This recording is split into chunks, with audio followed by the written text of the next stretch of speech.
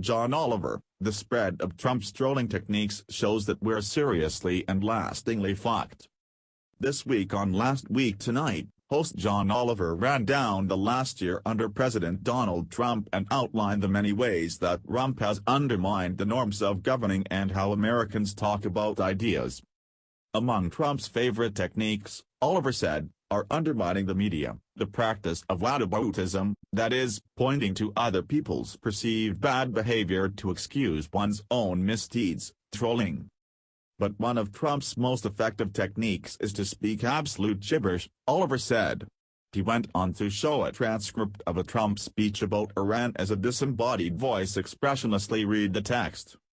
Look, Trump said, having nuclear, my uncle was a great professor and scientist and engineer, Dr. John Trump at MIT, good genes, very good genes, okay, very smart, the Wharton School of Finance, very good, very smart, you know, if you're a conservative Republican, if I were a liberal, okay, if I ran as a liberal Democrat, they would say I'm one of the smartest people anywhere in the world. It's true, but when you're a conservative Republican they try, oh, do they do a number? That's why I always start of, went to Wharton, was a good student, went there, did this, built a fortune. You know I have to give my credentials all the time, because we're a little disadvantaged, but you look at the nuclear deal, the thing that really bothers me, it would have been so easy, and it's not as important as these lives are. Nuclear is powerful. My uncle explained that to me many years ago, the power, and that was 35 years ago. He would explain the power of what's going to happen and he was right,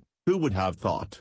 But when you look at what's going on with the 4 prisoners, now it used to be 3, now it's 4, but when it was 3 and even now, I would have said it's all in the messenger, fellas, and it is fellas because, you know, they haven't figured that the women are smarter right now than the men, so, you know, it's gonna take them about another 150 years, but the Persians are great negotiators, the Iranians are great negotiators, so, and they just killed us.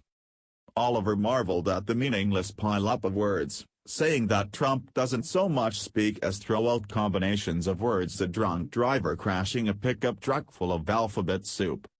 Allowing Trump's techniques to spread to other politicians and media outlets so that it becomes the pervasive doctrine of the land poses a serious threat to the U.S. as a democracy and a culture.